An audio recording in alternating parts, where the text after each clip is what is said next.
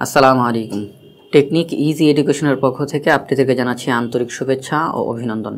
আজকে চলে আসলাম ষষ্ঠ শ্রেণীর গণিত বিষয়ের স্বাভাবিক সংখ্যা ও ভগ্নাংশ অধ্যায়ের সাধারণ ভগ্নাংশ এই বিষয়ের বহুনির্বাচনী প্রশ্নোত্তর পর্ব নিয়ে। তো এই প্রশ্নগুলো সমাধান করার আগে আপনাদেরকে বলবো যে স্বাভাবিক সংখ্যা ও ভগ্নাংশ অধ্যায়ের বেসিক আলোচনা করা হয়েছে যে পর্বটিতে, সেটি দেখে আসার জন্য, তাহলে এই প্রশ্নগুলো সমাধান করতে অনেক সুবিধা হবে। তো সর্বপ্রথমে যে প্রশ্নটি দেওয়া আছে, অপ্রকৃত ভগ্নাংশ কোনটি? এখানে চারটা অপশন দেওয়া।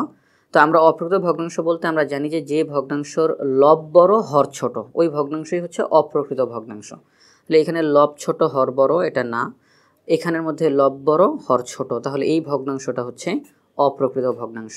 বাকি যে দুইটি অপশন, ওখানের মধ্যে আমরা দেখতেছি যে লব ছোট হর বড়। তাহলে আমরা বলতে পারি যে 41 নম্বর প্রশ্নের সমাধান হচ্ছে খ নাম্বার অপশন 4/8। 42 নম্বর প্রশ্ন, 2 সমস্ত 5/2কে সাধারণ ভগ্নাংশে প্রকাশ করলে কি হবে?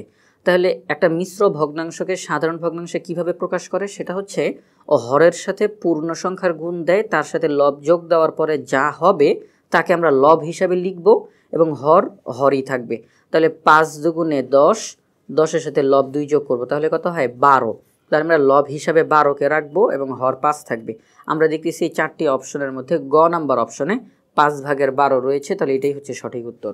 43 নম্বর প্রশ্ন, লব ও হর সমান হলে ভগ্নাংশটি কি হয়? এটা আমরা একটু দেখি।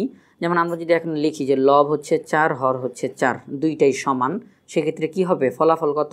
1। আবার যদি আমরা লিখি যে 9/9, তাহলে কত হবে? তাহলেও ফলাফল 1।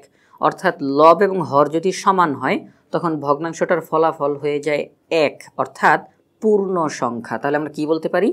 লব ও হর সমান হলে ভগ্নাংশটি কি হয়? ভগ্নাংশটি পূর্ণ সংখ্যা হয়।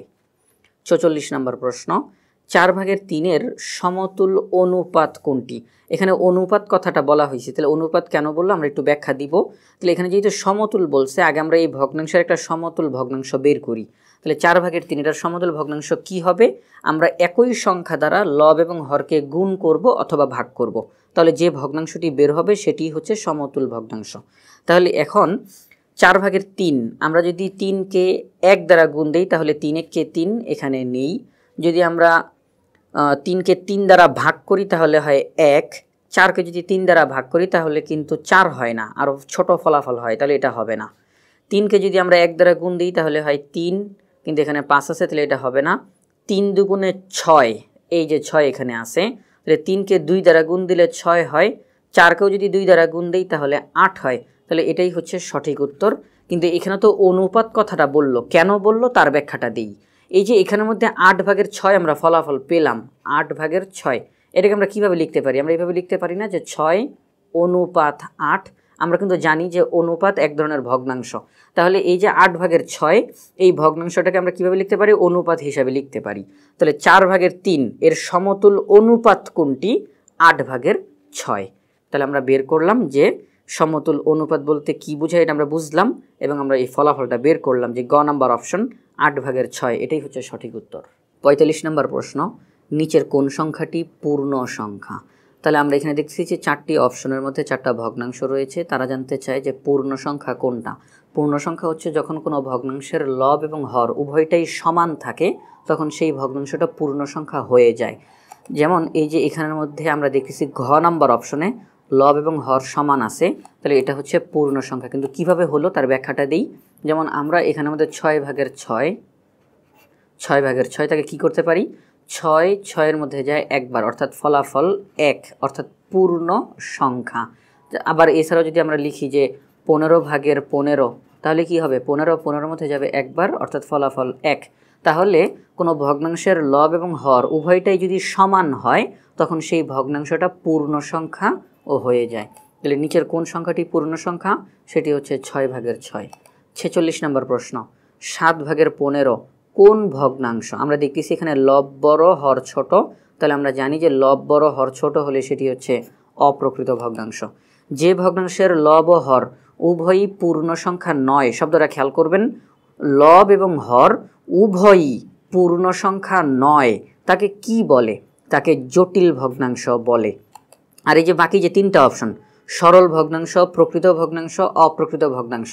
আচ্ছা, এই যে পূর্ণ সংখ্যা 9 এটা দ্বারা কি বুঝাইলো একটু খেয়াল করেন। আমাদের একটু আগে যে একটা অঙ্ক করে আসলাম, এখানের মধ্যে যে 4টা অপশন আছে, এই অপশনের মধ্যে যে ভগ্নাংশগুলো দেওয়া, প্রত্যেকটা ভগ্নাংশের মধ্যে লব, হর এগুলো কি পূর্ণ সংখ্যা।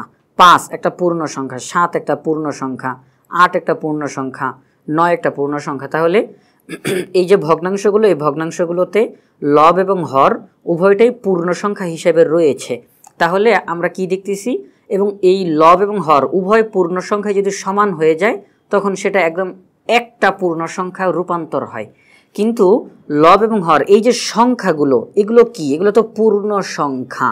তাহলে এই যে পূর্ণ সংখ্যা, এখন তারা বলতেছে যে যদি কোনো ভগ্নাংশের লব এবং হর উভয়ই পূর্ণ সংখ্যা নয়, অর্থাৎ পূর্ণ সংখ্যা যদি না হয়, তখন তাকে আমরা কি বলবো, তখন তাকে আমরা বলবো জটিল ভগ্নাংশ। তাকে আমরা কি বলবো, জটিল ভগ্নাংশ।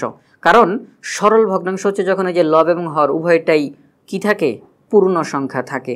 আর সরল ভগ্নাংশের মধ্যে প্রকৃত ভগ্নাংশ, অপ্রকৃত ভগ্নাংশ এগুলো কিন্তু সরল ভগ্নাংশেরই অন্তর্ভুক্ত। কিন্তু জটিল ভগ্নাংশ কিন্তু সরল ভগ্নাংশের মতো না। তাহলে আমরা বলতে পারি যে ভগ্নাংশের লব ও হর উভয়ই পূর্ণ সংখ্যা নয় তাকে কি বলে, জটিল ভগ্নাংশ। 48 নম্বর প্রশ্ন, নিচের কোন ভগ্নাংশটি মিশ্র ভগ্নাংশ? সেটি হচ্ছে খ নাম্বার অপশন, কারণ এখানে একটি পূর্ণ সংখ্যা এবং একটি প্রকৃত ভগ্নাংশ মিলে মিশ্র ভগ্নাংশে রূপান্তর হয়েছে। 49 নম্বর প্রশ্ন, এ বাই বি দ্বারা কি বোঝায়? যে এই যে এখানে ভগ্নাংশটা দেওয়া, এটা দ্বারা কি বোঝায়? আমরা জানি যে মাঝখানে যে দাগটা দেওয়া আছে এটা দ্বারা কিন্তু ভাগ বোঝায়। আর এটাকে ইংরেজিতে আমরা বীজগণিতীয় ভাষায় আমরা কি বলে থাকি, ডিভিশন বলে থাকি। তাহলে আমরা এটাকে কি বলবো, এ ডিভিশন বি। এটা দ্বারা আমরা কি বলি, এই যে এরকমভাবে আমরা লিখতে পারি, অর্থাৎ এ ডিভিশন বি। তাহলে দেখতেছি এই 4টা অপশনের মধ্যে এখানে ডিফারেন্স, এখানে ডিফারেন্স, এখানে ডিভিশন এরকম লেখা। গ নাম্বারে লেখা আছে এ ডিভিশন বি এবং ঘ নাম্বারে বি ডিভিশন এ। এখানে বি আগে বলা হয়েছে, এ পরে বলা হয়েছে, কিন্তু এখানে কি বি আগে আছে? না, এখানে আগে আছে এ। তাহলে এই গ নাম্বারটা হবে সঠিক, এ ডিভিশন বি। 50 নম্বর প্রশ্ন, 7/9 ভগ্নাংশটির লব কত? তাহলে লব হচ্ছে 9, অর্থাৎ খ নাম্বার অপশনটা সঠিক। 51 নম্বর প্রশ্ন, কোনটিকে মিশ্র ভগ্নাংশে প্রকাশ করা যায়? মিশ্র ভগ্নাংশে প্রকাশ করা যায় হচ্ছে কি অপ্রকৃত ভগ্নাংশকে। যে ভগ্নাংশটা অপ্রকৃত ভগ্নাংশ থাকে ওই ভগ্নাংশকে আমরা মিশ্র ভগ্নাংশে রূপান্তর করতে পারি।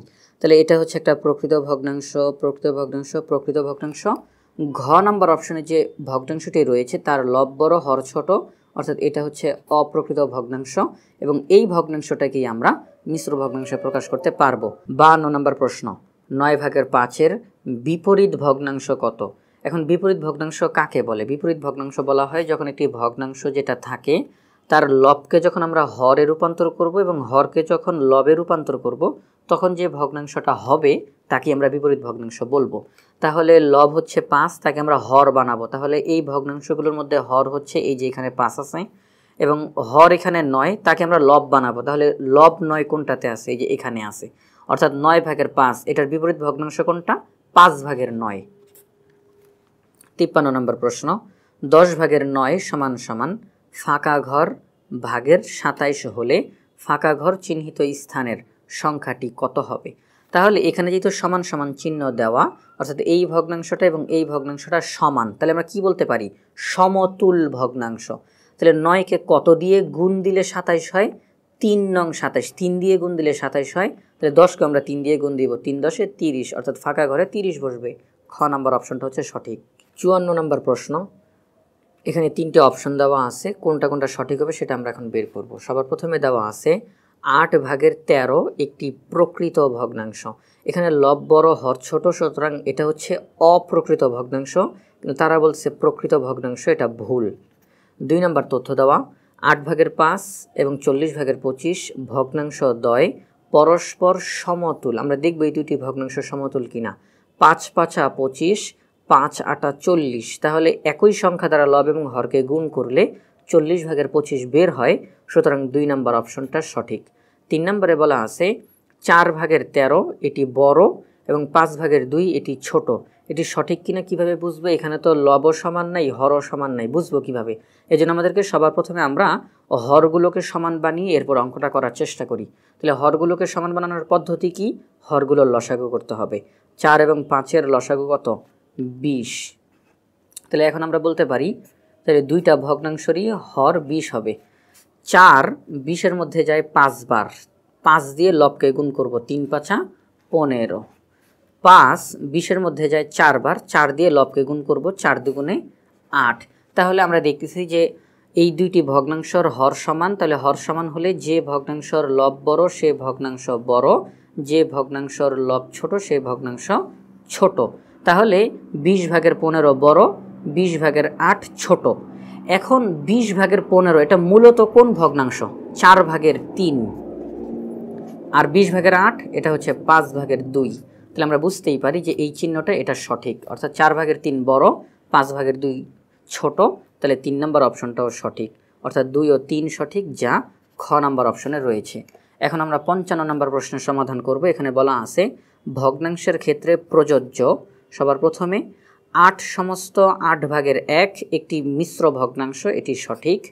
2 সমস্ত 10/3 সমান সমান 2 যোগ 10/3, এটা সঠিক। কিভাবে? মিশ্র ভগ্নাংশের পূর্ণ সংখ্যা এবং প্রকৃত ভগ্নাংশের মাঝখানে যোগ চিহ্ন বসে, এটা সঠিক। তাহলে 2 নম্বর অপশনটা সঠিক। 3 নম্বরে বলা আছে 9/7 27/21 এই দুইটি ভগ্নাংশ যুগল সমতুল, অর্থাৎ এই জোড়াটা সমতুল।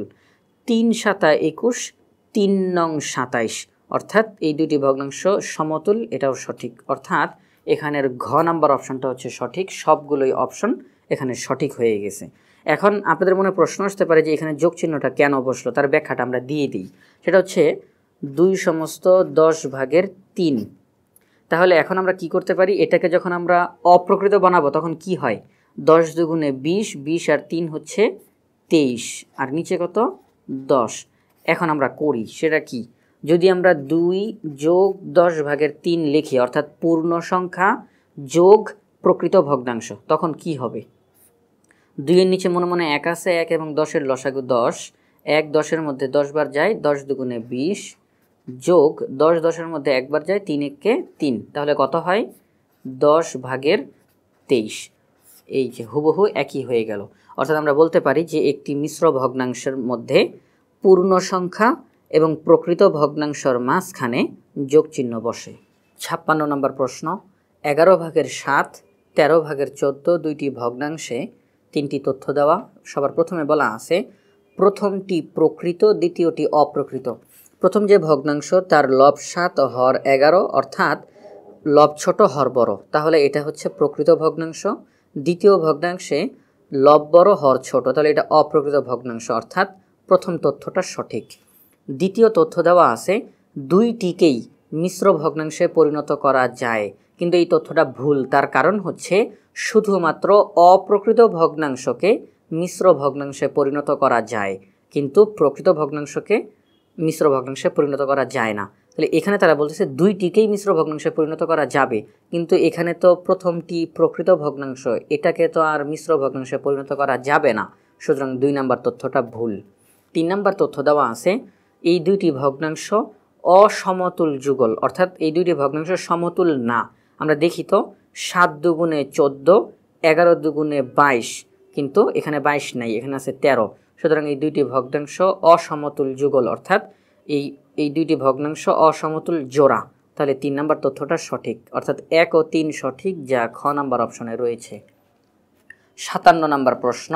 এখানে 3টি তথ্য দেওয়া, কোনটি কোনটি সঠিক আমরা বের করব। সবার প্রথমে বলা আছে প্রকৃত ভগ্নাংশের হর বড় এবং লব ছোট, এটা সঠিক। যেমন এই যে এই ভগ্নাংশটাই তো প্রকৃত ভগ্নাংশ, যার লব ছোট হর বড়, এখানেও কিন্তু তাই বলছে যে হর বড় লব ছোট, তাহলে তথ্যটা সঠিক। 2 নম্বরে বলা আছে অপ্রকৃত ভগ্নাংশের লব ছোট হর বড়, এই তথ্যটা ভুল। তার কারণ অপ্রকৃত ভগ্নাংশের লব বড় থাকে এবং হর ছোট থাকে, তাহলে 2 নম্বর তথ্যটা ভুল। 3 নম্বরে বলা আছে যে এই দুইটি ভগ্নাংশ সমতুল ভগ্নাংশ, আমরা দেখি তো হয় কিনা। 5 5 25, 5 7 35, অর্থাৎ প্রথম ভগ্নাংশটিকে যদি আমরা লব এবং হরকে 5 দ্বারা গুণ দেই তাহলে কিন্তু এই দ্বিতীয় ভগ্নাংশটা চলে আসে। তাহলে 3 নম্বর তথ্যটা সঠিক, অর্থাৎ 1 ও 3 সঠিক, যা গ নাম্বার অপশনে রয়েছে। 58 নম্বর প্রশ্ন, এখানে 3টি তথ্য দেওয়া। সবার প্রথমে বলা আছে দুইটি ভগ্নাংশের হর একই হলে যে ভগ্নাংশের লব বড় সেটি বড়। আমরা জানি যে দুইটি ভগ্নাংশের যদি হর সমান হয়, যেমন আমরা এখানে লিখতে পারি যেমন 4/3 এবং 4/2, তাহলে হর সমান। দুইটি ভগ্নাংশের হর সমান হলে যে ভগ্নাংশের লব বড় সে ভগ্নাংশটি বড়, যে ভগ্নাংশের লব ছোট সে ভগ্নাংশটি ছোট। তাহলে আমরা কি বলতে পারি, এই তথ্যটা সঠিক যে হর একই হলে যে ভগ্নাংশের লব বড় সেটি বড়। তাহলে 1 নম্বর তথ্যটা সঠিক। 2 নম্বরে বলা আছে 100/40 এর সমতুল ভগ্নাংশ 5/1। তাহলে সমতুল ভগ্নাংশ 5/1 বের হয় কিনা আমরা দেখি। আমরা করব কি, এখানে আমাদের চেষ্টা করব যে এই ভগ্নাংশটাকে, যেহেতু 100/40 এখানে যে সংখ্যাগুলো দেওয়া আছে তার সাথে এখানে যে সংখ্যাগুলো দেওয়া আছে এগুলো ছোট, তাহলে আমরা এখানে ভাগ করার চেষ্টা করব। আমরা যদি 100কে 20 দ্বারা ভাগ করি, 100কে যদি আমরা 20 দ্বারা ভাগ করি তাহলে 5 বের হয়। 40কে যদি আমরা 20 দ্বারা ভাগ করি তাহলে কিন্তু 2 বের হয়, কিন্তু এখানে কিন্তু 1 আছে। তাহলে আমরা বলতে পারি এই দুইটি ভগ্নাংশ সমতুল না, অর্থাৎ 2 নম্বর তথ্যটা ভুল। 3 নম্বরে বলা আছে মিশ্র ভগ্নাংশ সমান সমান পূর্ণ সংখ্যা গুণ হর যোগ লব ভাগ হর। এটা কিভাবে আমরা একটা সংখ্যার মাধ্যমে দেখাই দিই, যেমন 8/5/3। তাহলে এটা হচ্ছে একটা মিশ্র ভগ্নাংশ। তাহলে একে আমরা কিভাবে লিখি, অপ্রকৃত কিভাবে তৈরি করি আমরা, সেটা হচ্ছে এই হরের সাথে পূর্ণ সংখ্যাকে গুণ দিই, হরের সাথে পূর্ণ সংখ্যাকে গুণ দিই, তার সাথে আমরা যোগ করি লবকে, এবং নিচে হচ্ছে 5। তাহলে সমান সমান 5×8 = 40 আর 3 হচ্ছে 43, নিচে হচ্ছে 5। তাহলে আমরা বলতে পারি যে মিশ্র ভগ্নাংশ সমান সমান পূর্ণ সংখ্যা গুণ হর যোগ লব ভাগ হর। তাহলে 3 নম্বর তথ্যটা সঠিক, অর্থাৎ 1 ও 3 সঠিক, যা রয়েছে ক নাম্বার অপশনে। তাহলে এই যে 3 নম্বর অপশনে যে তথ্যটি দেওয়া আছে মিশ্র ভগ্নাংশ সমান সমান পূর্ণ সংখ্যা গুণ হর যোগ লব ভাগ হর, এই সূত্রটির মাধ্যমে আমরা মিশ্র ভগ্নাংশকে অপ্রকৃত ভগ্নাংশ বা সাধারণ ভগ্নাংশে প্রকাশ করতে পারি। যেমন এই যে একটা মিশ্র ভগ্নাংশ, এটাকে আমরা কিভাবে সাধারণ ভগ্নাংশে রূপান্তর করতে পারি, আমাদের যে সূত্রটা দেওয়া আছে এই সূত্র অনুযায়ী। তাহলে আমরা বলতে পারি যে এই 3 নম্বর অপশনে 3 নম্বর তথ্যটা যেটা দেওয়া আছে এই তথ্যটা সঠিক। 59 নম্বর প্রশ্ন, ভগ্নাংশ এই কথাটি দেওয়ার পরেই তারা 3টা তথ্য দিয়েছে। সবার প্রথমে বলা আছে ভগ্নাংশ প্রকৃত হলে লব হর থেকে ছোট হয়, অর্থাৎ লব ছোট হয় হর বড় হয়। তাহলে এই তথ্যটা সঠিক, কারণ আমরা জানি যে প্রকৃত ভগ্নাংশের লব ছোট থাকে হর বড় থাকে, এবং তারা কিন্তু এটাই বলছে যে লব হর থেকে ছোট হয়। তাহলে 1 নম্বর তথ্যটা সঠিক। 2 নম্বরে বলা আছে ভগ্নাংশ অপ্রকৃত হলে লব হর থেকে বড় হয়, এই তথ্যটাও সঠিক। যখন অপ্রকৃত ভগ্নাংশ হয় তখন ওই ভগ্নাংশের লব বড় থাকে হর ছোট থাকে, তাহলে 2 নম্বর তথ্যটা সঠিক। 3 নম্বরে বলা আছে ভগ্নাংশ 2 প্রকার, এই তথ্যটা ভুল, কারণ ভগ্নাংশ 2 প্রকার না, ভগ্নাংশ সাধারণত 3 প্রকার: প্রকৃত ভগ্নাংশ, অপ্রকৃত ভগ্নাংশ, মিশ্র ভগ্নাংশ। এছাড়াও আরও অনেক রকমের ভগ্নাংশ আছে, কিন্তু মূলত ভগ্নাংশ এই 3 রকমকেই বলা হয়। তাহলে এই 3 নম্বর তথ্যটা ভুল, অর্থাৎ 1 ও 2 সঠিক হবে। তাহলে ক নম্বর তথ্যটা সঠিক। 60 নম্বর প্রশ্ন, এখানে 3টি তথ্য দেওয়া, কোনটি কোনটি সঠিক আমরা বের করব। সবার প্রথমে দেওয়া আছে যে এই দুইটি ভগ্নাংশ যুগল সমতুল কিনা, সেটা আমরা দেখব। 4কে যদি আমরা 6 দ্বারা গুণ দিই 4×6 = 24, 5কেও যদি 6 দ্বারা গুণ দিই 5×6 = 30। তাহলে যেহেতু এই ভগ্নাংশটিকে লব এবং হরকে একই সংখ্যা দ্বারা গুণ করার কারণে এই ভগ্নাংশটি পাওয়া গেল, তাহলে আমরা বলতে পারি এই ভগ্নাংশ যুগল সমতুল, অর্থাৎ 1 নম্বর তথ্যটা সঠিক। 2 নম্বরে বলা আছে যে ভগ্নাংশের হর লবের চেয়ে ছোট, তার মানে কি লব বড় হর ছোট, তা প্রকৃত ভগ্নাংশ। কিন্তু এটা ভুল, কারণ আমরা জানি যে যে ভগ্নাংশের লব বড় হর ছোট তাকে অপ্রকৃত ভগ্নাংশ বলা হয়। এখানে তারা বলতেছে যে হর ছোট এবং লব বড়, তাহলে এটা হচ্ছে অপ্রকৃত ভগ্নাংশ। যে ভগ্নাংশের হর লবের চেয়ে ছোট তা অপ্রকৃত ভগ্নাংশ, কিন্তু তারা বলতেছে প্রকৃত ভগ্নাংশ, সুতরাং এই তথ্যটা ভুল। 3 নম্বর তথ্যটা দেওয়া 9/7/2 একটি মিশ্র ভগ্নাংশ। মিশ্র ভগ্নাংশ কিভাবে তৈরি হয়? পূর্ণ সংখ্যা এবং প্রকৃত ভগ্নাংশ মিলে মিশ্র ভগ্নাংশ তৈরি হয়, সুতরাং এই তথ্যটা সঠিক। তাহলে আমরা বলতে পারি 1 ও 3 সঠিক, যা ক নাম্বার অপশনে রয়েছে। আশা করি আজকের এই পর্বটি তোমাদের ভালো লেগেছে। পরবর্তী পর্ব দেখার আমন্ত্রণ জানিয়ে আজকের মতো এখানেই বিদায় নিচ্ছি। আসসালামু আলাইকুম।